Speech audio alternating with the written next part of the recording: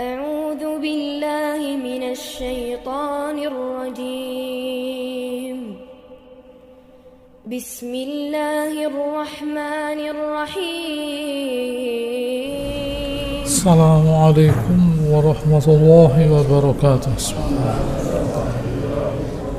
إن الحمد لله نحمده ونستعينه ونستغفره ونعوذ به من شرور أنفسنا ومن سيئات أعمالنا. من يهده الله فلا مضل له ومن يضلل فلا هادي له. أشهد أن لا إله إلا الله وأشهد أن محمدا رسول الله. يا أيها الناس اتقوا ربكم الذي خلقكم من نفس واحدة وخلق منها زوجها وبث منهما رجالا كثيرا ونساء واتقوا الله الذي تساءلون به والأرحام إن الله كان عليكم رقيبا. يا أيها الذين آمنوا اتقوا الله حق تقاته ولا تموتن إلا وأنتم مسلمون. يا أيها الذين آمنوا اتقوا الله وقولوا قولا سديدا يصلح لكم أعمالكم ويغفر لكم ذنوبكم ومن يطع الله ورسوله فقد فاز فوزا عظيما. أما بعد فإن أصدق الحديث كتاب الله وخير الهدي هدي محمد صلى الله عليه وسلم. شر الأمور محدثاتها كل محدثة بدعة وكل بدعة ضلالة.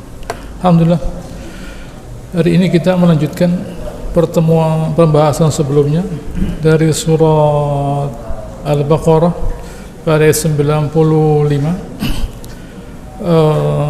Ayat ini menjawab pertanyaan yang belum saya jawab, yaitu mengapa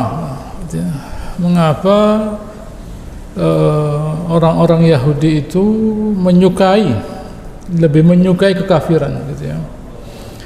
Jawabannya yaitu pada ayat 96 dari surat Al-Baqarah, a'udzubillahi minasyaitonir rajim, wa la tajidannahum ahrasan nasi ala haya.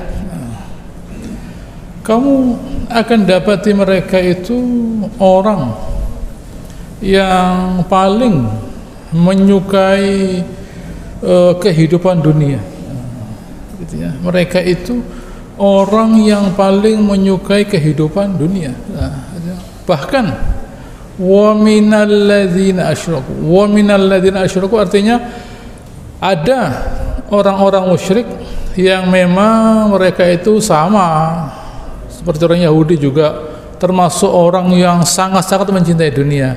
Itu pendapat pertama. Ada pula yang mengatakan bahkan mereka itu lebih cinta kepada dunia daripada orang musyrik. Ayat lain ada yang hampir sama, yaitu surat An-Nahl ayat 107, zalika bi annahum istahabbul hayatad dunya alal akhirah. Mereka itu dikarenakan mereka lebih menyukai kehidupan dunia daripada kehidupan akhirat. Gitu ya. Baik. Kalau yang mencintai dunia lebih dari akhirat itu adalah orang musyrik, ya namanya orang kafir, tidak punya ilmu. Ya, salah, mereka salah. Tapi ya orang tidak punya ilmu bagaimana? Tapi kalau orang punya ilmu dan mencintai dunia, gitu ya, itu yang saya, gitu ya, masih belum mengerti bagaimana ada orang, gitu ya, yang dia punya ilmu, gitu ya, tetapi ternyata ilmunya itu tidak merubahnya, gitu ya, tidak merubah cara berpikirnya. Jadi ilmu itu ada di kepalanya saja berhenti bahwa akhirat itu lebih baik, begini. Nah, itu berhenti di kepalanya saja, tetapi tidak sampai pada hatinya, gitu ya, tidak sampai pada hatinya, hanya di kepalanya saja. Nah, ini perlu menjadi pelajaran bagi kita bahwa, gitu ya, merasakan, gitu ya, kebanggaan, kemuliaan pada sesuatu itu penting. Pertanyaannya sekarang, kemuliaan itu apa ya? Kalau ada orang mengatakan akhirat lebih mulia dari dunia. Pertanyaannya, kemuliaan itu apa? Mulia itu identik dengan manfaat. Sesuatu itu menjadi mulia apabila bermanfaat. Misalnya begini, misalnya ada orang, misalnya saya mau beli mobil, lalu yang jual tanya, Bapak ini kerjanya di mana? Kerja saya itu dari rumah ke masjid, jalan kaki. Kapan pakai mobilnya? Iya, tidak tahu ya, tapi tidak bisa, saya mesti punya mobil. Saya kalau tidak nyetir mobil, tidak ada. Loh, sebentar, Bapak ini pakai beli mobil buat apa? Nah, ya pokoknya saya beli loh. Tidak ada gunanya, gitu ya, tidak ada gunanya. Nah, begitu ya, tidak ada gunanya.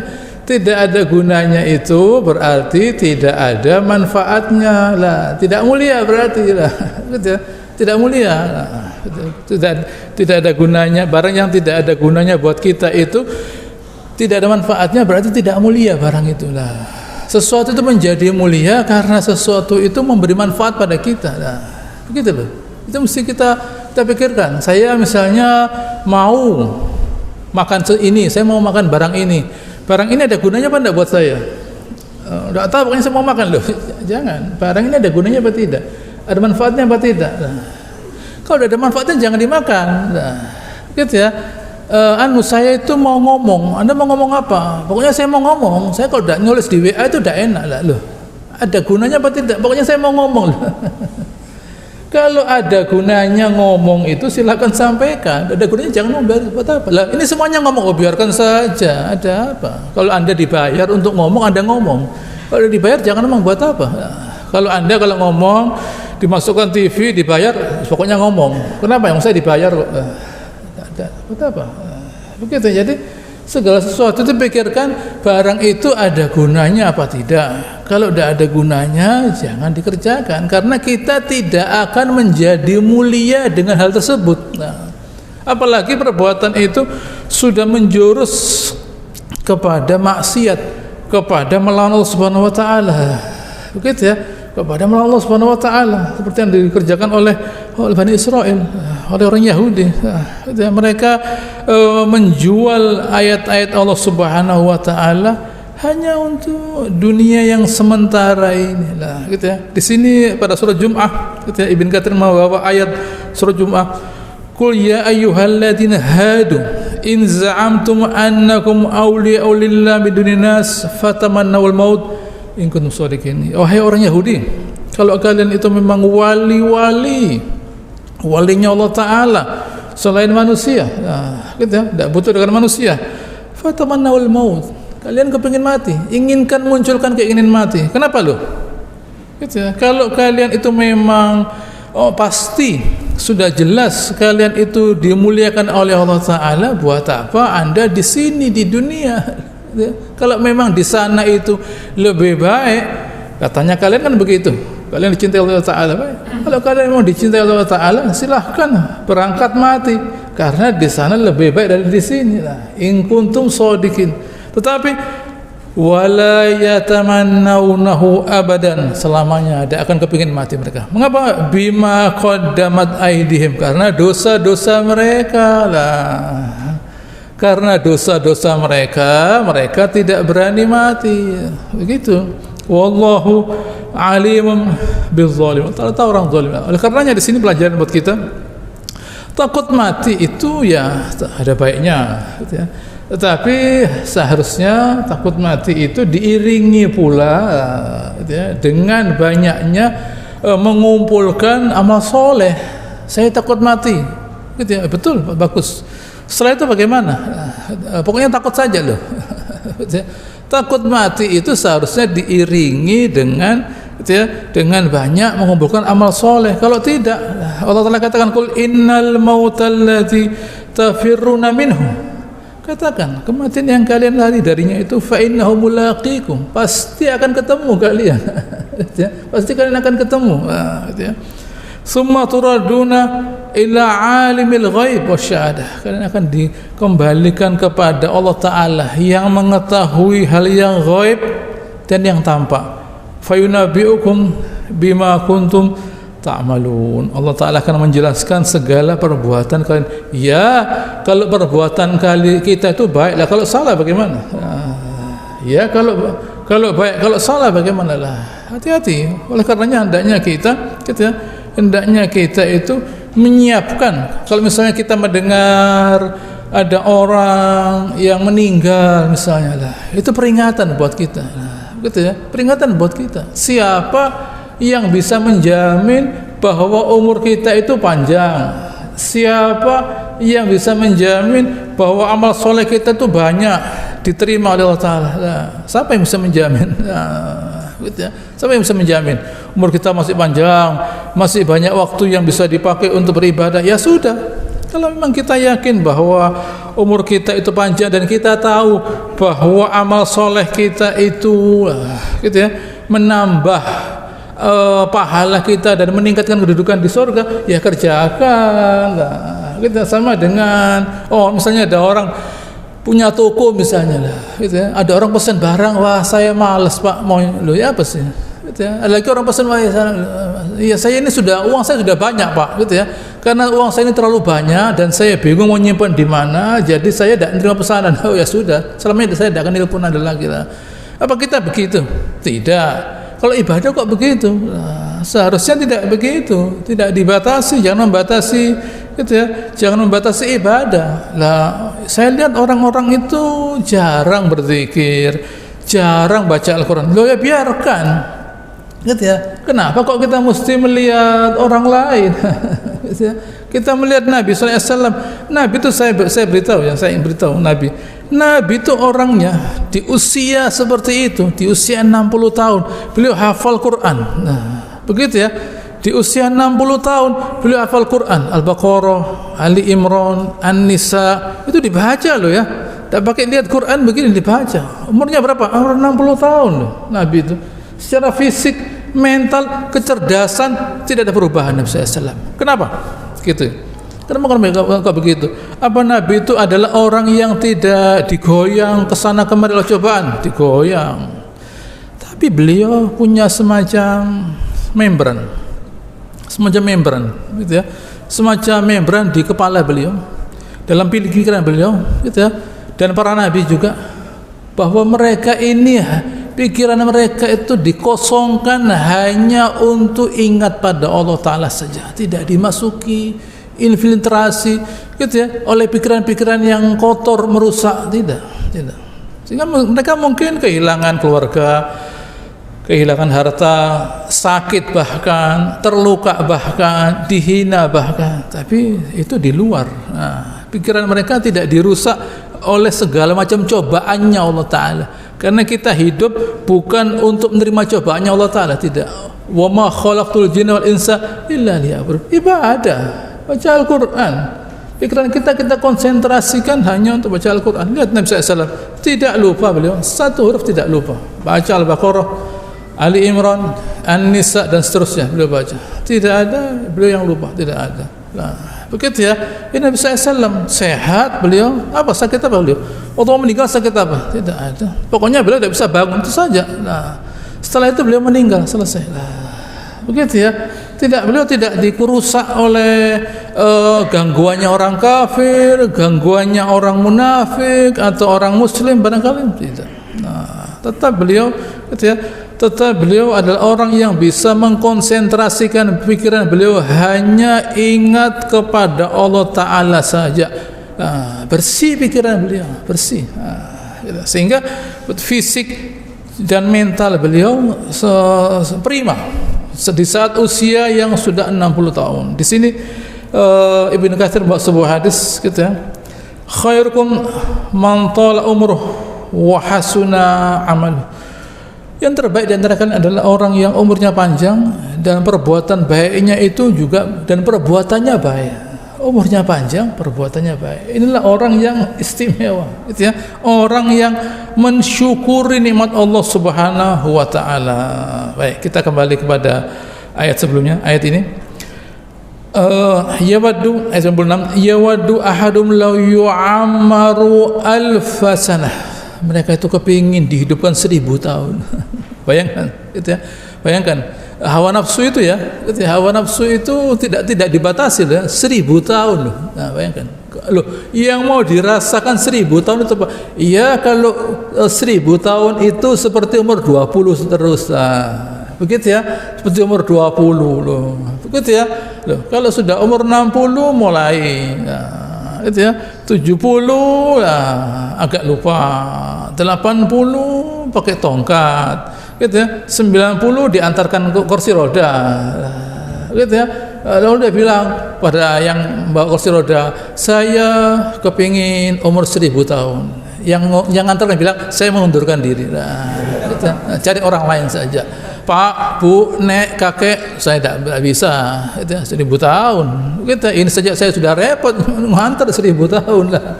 Begitu ya, 1000 tahun itu, kalau 1000 tahun itu 25 tahun umurnya seperti umur 25, ya tidak apa-apa lah. Ya, kalau tambah dari begitu besarnya hawa nafsunya, mereka itu lupa. Allah Ta'ala memberi gambar kepada mereka, kepada kita, bagaimana hawa nafsu mereka itu rasa-rasanya mau dipakai gitu ya, untuk umur sekian panjang gitu, dari besarnya hawa nafsu mereka. Wa ma huwa bimuhzahzihi minal azab ayu amr. Mereka itu ya, tidak akan dibebaskan dari api neraka hanya karena umur yang panjang, 1000 tahun, 10.000 tahun, tetap mereka akan diazab. Jadi bukan soal umur itu ditambah lah. Umur ditambah itu tetap mereka masuk neraka. Andai kan ada seorang, kata Rasulullah SAW, yang dia itu mulai lahir sampai mati nikmat terus, lalu kemudian mereka itu salah seorang itu dimasukkan ke neraka sedikit saja, apa yang terjadi? Dia berkata, saya tidak pernah merasakan kenikmatan sama sekali lah. Jadi tidak ada gunanya nikmat di dunia ini apabila dibanding dengan azab yang diterima.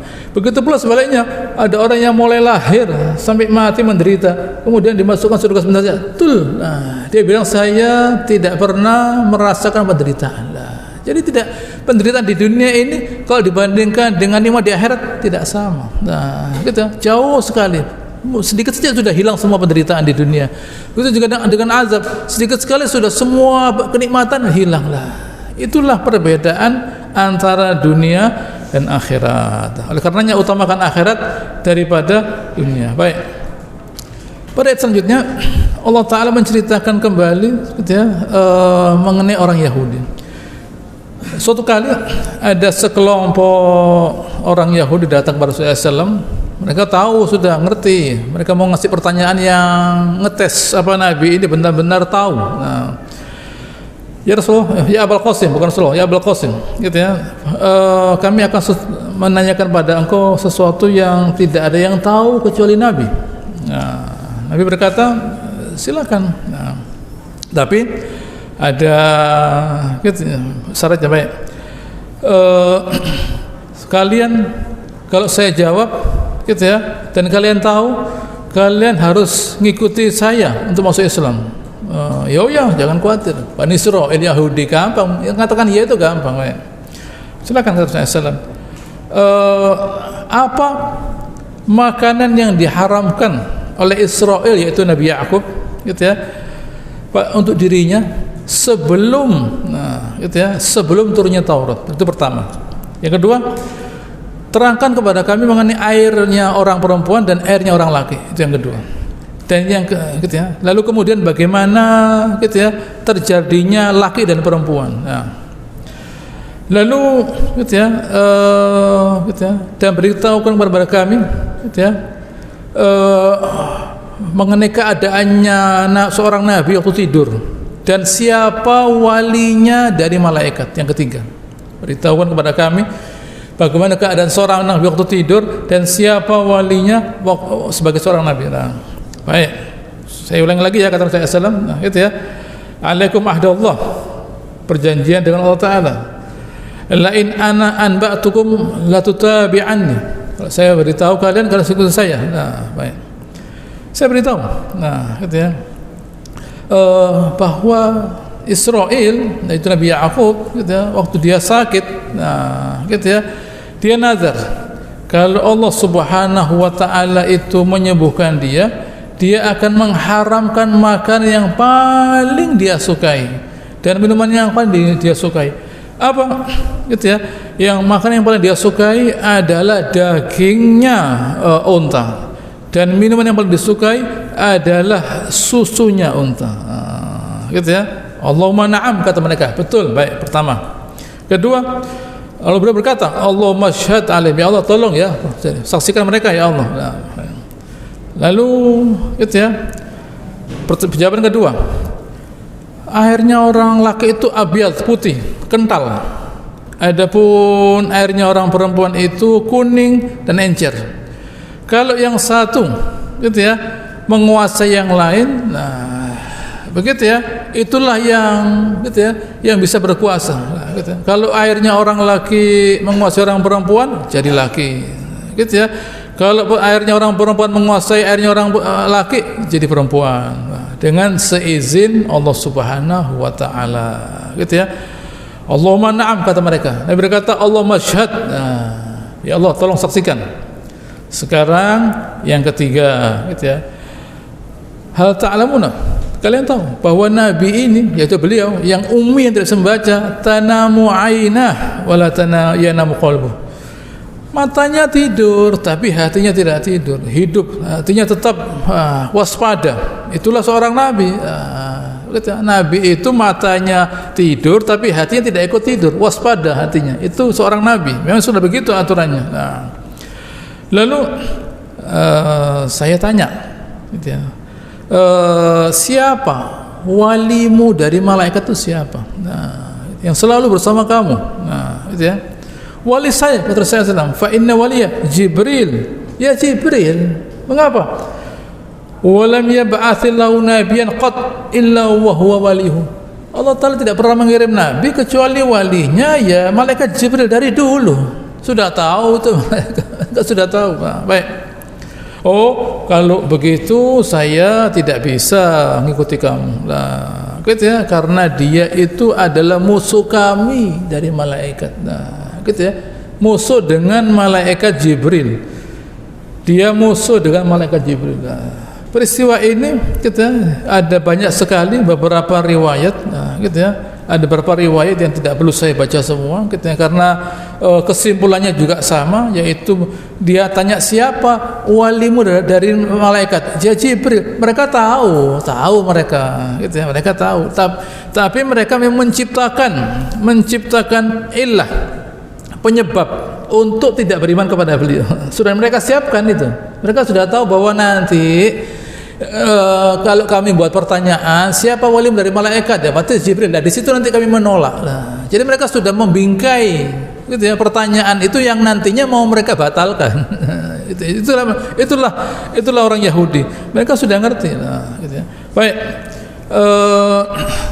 Ceritanya pada cerita yang lain, Umar bin Khattab bertanya kepada Umar bin Khattab punya tanah di luar Madinah. Dia melewati Midros, tempatnya orang Yahudi belajar. Nah, begitu ya.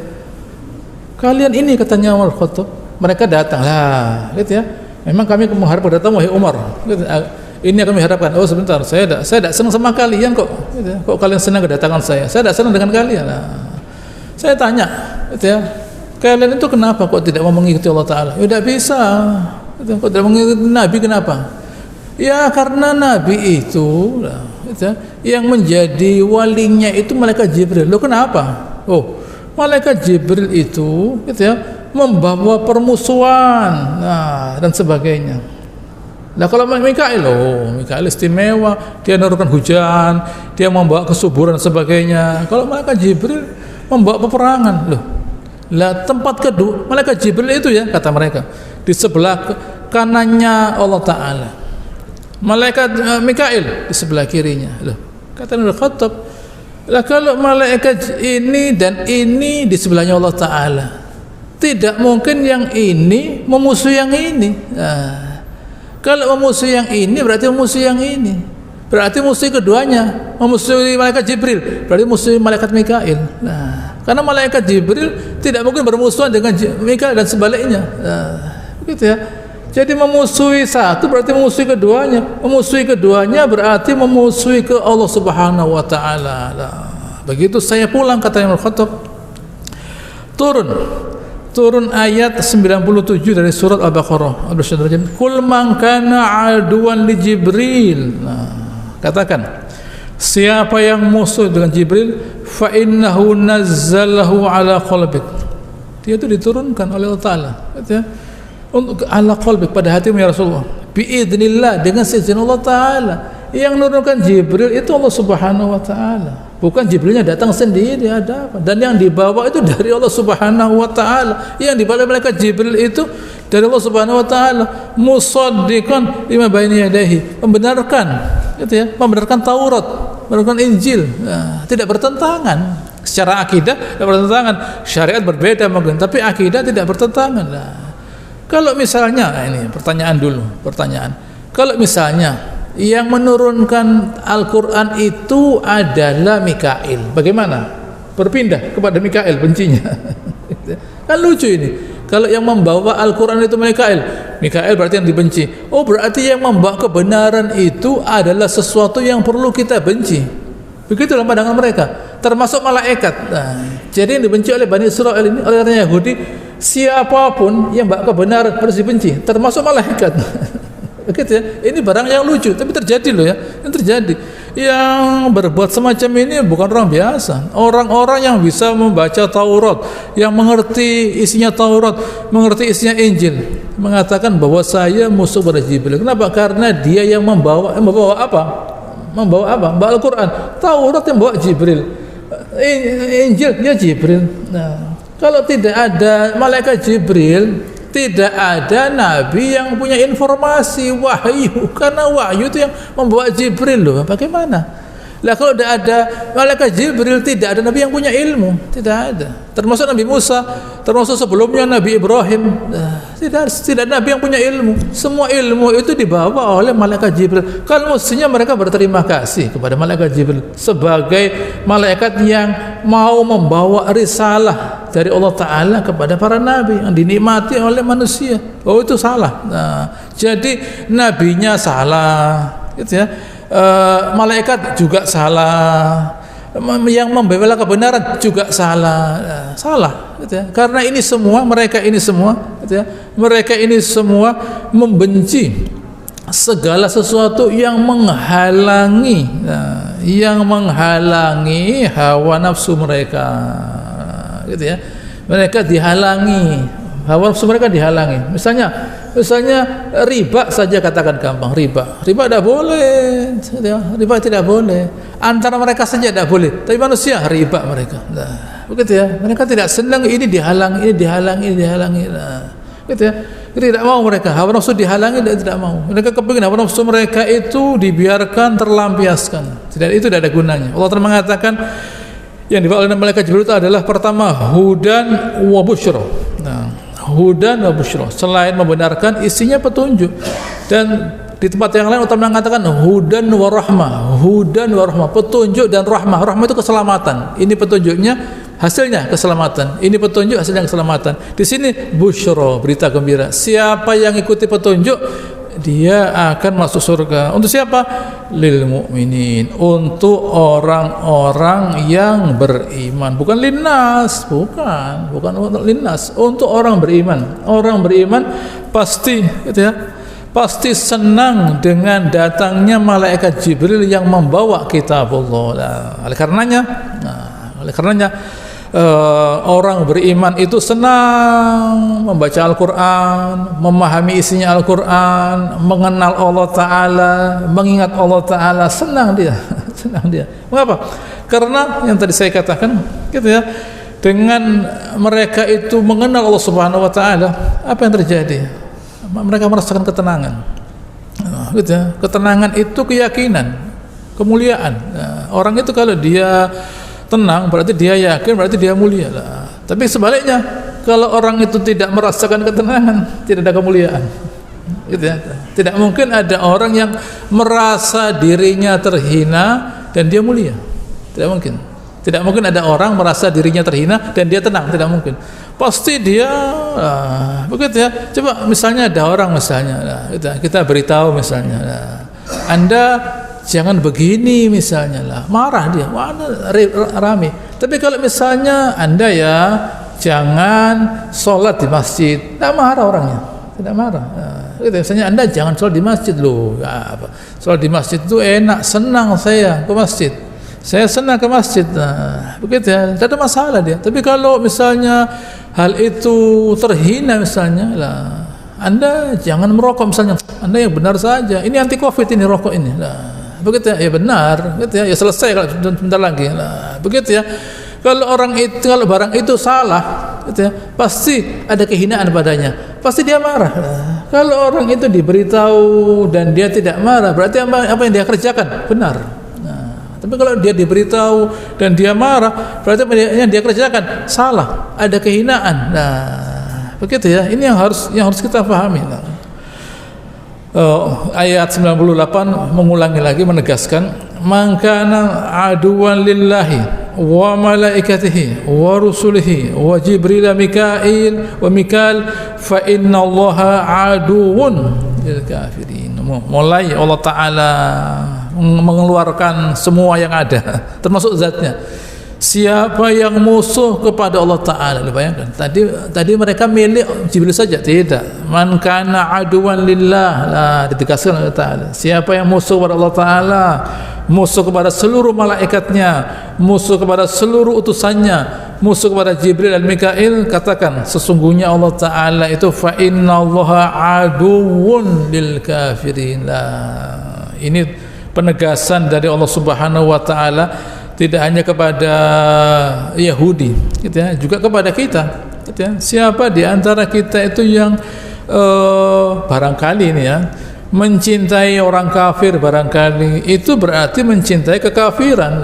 Hati-hati, kita itu mungkin ya mungkin kita senang pada orang kafir tertentu ya, hendaknya dibatasi, jangan sampai kita terlalu mencintai orang kafir. Ketahuilah bahwa orang kafir itu musuhnya Allah Ta'ala lah. Sama dengan kita misalnya ada orang yang musuh dengan orang tua kita misalnya, musuh dengan orang tua kita, lalu kita undang ke rumah kita suguhi dan sebagainya. Loh, kamu tidak tahu orang itu musuh sama saya, dia musuh saya, gitu ya. Orang itu tidak senang sama saya, kok kamu tidak bawa ke sini? Oh, tidak apa-apa, Pak, jangan musuh dengan dia itu orang baik. Oh, dia orang baik, Bapak bajingan kalau gitu. Kalau dia orang baik, Bapak bajingan kalau gitu. Kalau enggak, Bapak ini baik, kalau Bapak bajingan, kamu bajingan sama dengan dia. Kamu dan dia sama-sama jahatnya lah. Kalau kita mencintai siapa yang dibenci oleh Allah Ta'ala, hati-hati, berarti kita itu sama, cocok dengan orang kafir, dengan orang dimusuhi Subhanahu wa Ta'ala.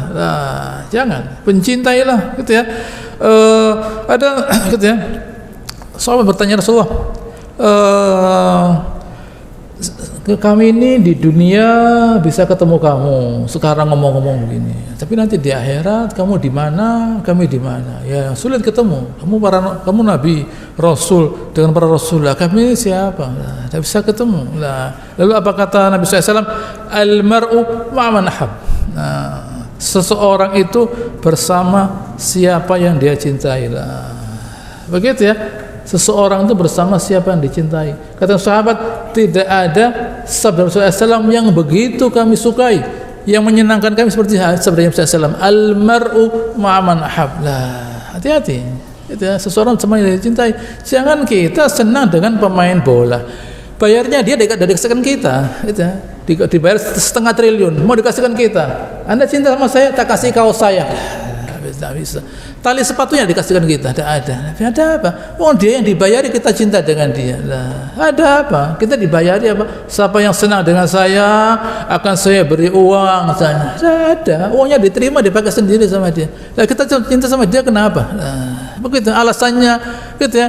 Dasarnya kita cinta dengan orang kafir itu apa? Apakah kalau dia tidak dapat rezeki diberikan pada kita? Buat apa? Begitu ya. Tidak ada manfaatnya kok. Dia melupakan Allah Ta'ala, menghina Allah Ta'ala, kita cinta dengan dia. Itu akan mereduksi, merusak iman kita. Jangan, biasa saja. Begitu ya. Ayat 99 penting sekali ayat ini. Walaqad anzalna ilaika ayat bayyinat.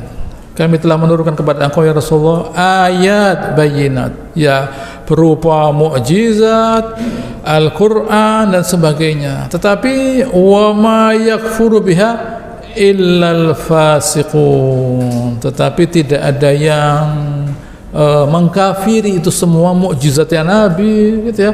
Mukjizatnya Nabi hilang waktu beliau tidak ada. Al-Qur'an tetap ada sampai sekarang. Tetapi ditolak. Siapa yang menolaknya? Fasikun, orang fasik. Fasaqo itu keluar, gitu ya. Ada pula kata-kata fajaro. Fajaro itu pecah, gitu ya. Berbeda. Kalau fajaro itu, gitu ya, fajar itu pecah. Fajar menyingsing matahari, sinar matahari memecah kegelapan pagi. Fajar. Tapi kalau fasik tidak. Fasaqo itu keluar. Nah, misalnya ada orang, misalnya dia tidak suka dengan aturan pakai helm misalnya, pakai helm. Saya tidak mau pakai helm. Nah, begitu ya, saya tidak mau pakai helm. Ya untuk dia saja itu. Tapi kalau dia melawan arus, nah, fasaqo, keluar dari jalan dia. Nabrak mobil lain, kendaraan lain ditabrak, kematian. Nah, buat orang lain. Begitu ya. Kalau fajaro, gitu ya, pecah. Dia merusak sedikit saja. Nah, kerusakan sedikit, pecah. Nah, gitu ya. Tapi kalau fasaqo tidak. Nah, begitu ya. Misalnya saya persederhanakan lagi. Ada orang misalnya ada mobil dirusak sedikit begini mobil. Nah, baik. Ada cacatnya mobil itu. Fajar dipecah sedikit. Tapi kalau fasaqo tidak, dia membawa mobil itu keluar dari jalurnya melawan mobil lain, dia hancur mobilnya. Nah, itu fasaqo. Artinya kerusakan yang ditimbulkan oleh orang fasik sudah hebat, sangat-sangat hebat, melampaui batas. Orang fajir ya memang segitu ya. Sallu faqul birri wal fajir, kata Rasulullah SAW. Salatlah di belakang orang yang baik dan orang fajir. Ada orang fajir misalnya berbuat maksiat ini. Nah, tapi salat dia, tapi salat. Nah, gitu ya. Ada kemaksiatan tapi dia salat. Fasik tidak.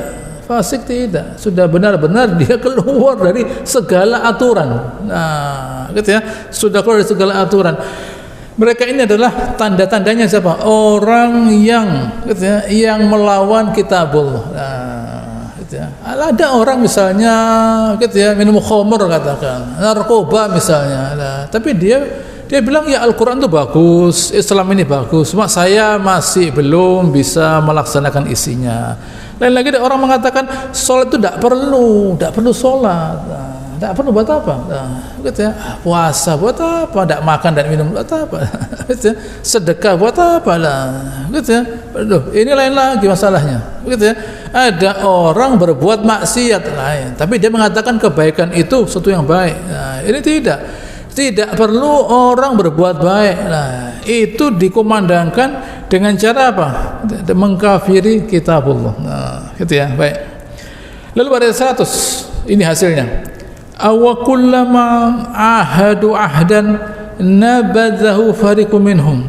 Apakah mereka itu setiap kali mereka itu sebagian dari mereka itu membuat suatu perjanjian, gitu ya. Nabadza fariqum minhum. Nah, dibatalkan. Nah, jadi ada yang bertugas membuat perjanjian, ada yang bertugas membatalkannya. Begitu ya. Ada yang bertugas membuat perjanjian, itu adalah orang Yahudi, dan ada yang bertugas membatalkannya. Nah, loh itu kan yang buat perjanjian kan mereka. Kami kan tidak ikut loh. Ya tidak bisa. Begitu ya. Yang gitu ya, yang buat perjanjian kan dia. Nah, sama. Begitu ya. Perjanjian itu perdamaian misalnya, gitu ya. Tidak masa 1000 orang tanda tangan semua. Nah, begitu. Itu kan yang tanda tangan perdamaian, gencatan senjata kan presidennya, bukan saya. Jadi bagaimana? 1 juta orang tanda tangan semua. Loh, ada apa? 1 tanda tangan atas nama negara, atas nama ini, atas nama ini lah. Begitu, 1 tanda tangan untuk semuanya. Ini tidak. Yang tanda tangan kan dia, bukan saya. Lah. Saya tidak mau kok. Allah Ta'ala mengatakan bal aktsaruhum la yu'minun. Kebanyakan mereka, gitu ya, tidak beriman kepada Allah Ta'ala. Yang buat perjanjian, yang tidak ikut buat perjanjian, tidak beriman kepada Allah Subhanahu wa Ta'ala. Apa penyebabnya? Ya itu sudah tadi saya katakan, kecintaan mereka kepada dunia. Kenapa kok cinta pada dunia? Karena mereka tidak bisa merasakan kemuliaan. Begitu ya, tidak bisa merasakan kemuliaan. Kalau orang itu sudah tidak bisa lagi merasakan kemuliaan Allah Ta'ala, tidak akan gitu ya, selamanya tidak akan berbuat baik. Contohnya iblis itu di depannya Allah Ta'ala, di depannya Allah Ta'ala dia menolak perintah untuk bersujud di depannya Allah Subhanahu Wa Ta'ala, gitu ya. Di depannya Allah Ta'ala dia menolak perintah bersujud. Itu iblis, gitu ya. Andai kan semua orang kafir dihadapkan pada Allah Ta'ala, sama dengan iblis, semuanya akan menolak mentaati Allah Subhanahu Wa Ta'ala. Saya lanjutkan ayat 101. Walamma jahum rasulun min indillahi musaddiqun lima ma'ahum.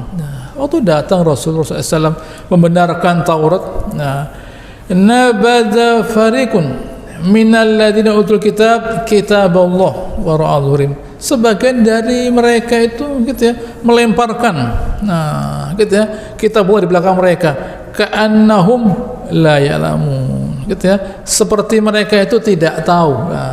Mereka membuang Al-Qur'an, gitu ya, seolah-olah mereka tidak tahu bahwa kitabullah ini, nabi ini benar padahal mereka tahu. Begitu loh. Lah iya. Jadi yang disebut tahu itu apa? Di sini Allah langsung penjelasan. Yang disebut tahu itu adalah ketaatan. Kalau orang itu tidak taat, begitu ya, disebut jahil. Begitu ya, jahil. Orang jahil, begitu ya, yang saya katakan tidak ada kemuliaan padanya. Karena apa? Karena dia tidak tahu apa yang berguna untuk dirinya. Begitu ya. Dia tidak tahu bahwa yang berguna untuk dirinya itu adalah apa? Ketaatan pada Allah Ta'ala. Tidak tahu dia, tidak tahu. Lu kok bisa begitu ya? Gitu ya. Jangan kita berusaha membahasnya. Itu benar-benar gitu ya, nikmat Allah Ta'ala. Nikmat Allah Ta'ala adalah memberi petunjuk. Oleh karenanya kalau kita tahu bahwa petunjuk itu penting, berguna, bermanfaat buat kita, yang banyak-banyak memohon petunjuk kepada Allah Ta'ala. Begitu. Jangan kita merasa bahwa kita itu sudah tahu, sudah ngerti. Oh, belum. Begitu ya. Bukti apa? Tanda bahwa kita itu tahu dan tidak tahu. Hampir sama. Kita tahu, tanda kalau kita tahu bahwa itu benar, kita suka dengan itu. Kita tahu kalau bahwa barang itu berguna, kita senang dengan barang itu. Begitu ya. Tanda kalau kita tahu bahwa barang itu berguna, kita senang. Gitu ya. Bukti kalau kita tidak tahu, kita tidak senang dengan barang itu. Begitu. Itu tanda bahwa kita tidak tahu barang itu berguna. Begitu ya. Barang itu berguna, kita tidak tahu, kita buang. Contohnya yang gampang, kita bolong. Bukti kalau kita itu tahu bahwa itu berguna, kita baca. Gitu ya. Tahu kalau Allah Ta'ala itu yang menolong kita sebut namanya. Dibalik saja. Kalau kita tidak ingat pada Allah Ta'ala, berarti kita tidak tahu. Begitu ya, kalau kita itu tidak ingat pada Allah Ta'ala, suka berbicara, berarti kita tidak tahu. Hati-hati kata Rasulullah SAW, jangan banyak berbicara tanpa mengingat Allah Subhanahu Wa Ta'ala. Karena banyak berbicara tanpa ingat Allah Ta'ala menjadikan hati kita keras. Jangan. Yang banyak, ya ayyuhalladzina amanu dzkurullaha katsiran la'allakum tuflihun. Wahai orang beriman yang banyak-banyak mengingat Allah Ta'ala. Tidak ada, semua perbuatan dalam Islam dibatasi kecuali zikir. Semua perbuatan dalam Islam dibatasi. Tidak boleh orang sholat zuhur 8 rakaat, tidak boleh. Gitu ya. Sholat maghrib 10 rakaat, tidak boleh. Zikir tidak ada batasnya. Udzkurullaha dzikran katsiran. Begitu ya, agar hati kita itu menjadi kuat. Begitu ya, agar hati kita menjadi kuat dengan banyak mengingat Allah Subhanahu Wa Ta'ala. InsyaAllah akan saya lanjutkan pada pertemuan yang akan datang. Allahumma salli ala Muhammad wa ala ali Muhammad kama sallaita ala Ibrahim wa ala ali Ibrahim innaka Hamidum Majid. Wa barik ala Muhammad wa ala ali Muhammad kama barakta ala Ibrahim wa ala ali Ibrahim innaka Hamidum Majid. Subhanakallahumma rabbana wa bihamdika nasyhadu an la ilaha illa anta nastaghfiruka wa natubu ilaik wa akhiru da'wana alhamdulillahi rabbil alamin. Assalamualaikum warahmatullahi wabarakatuh.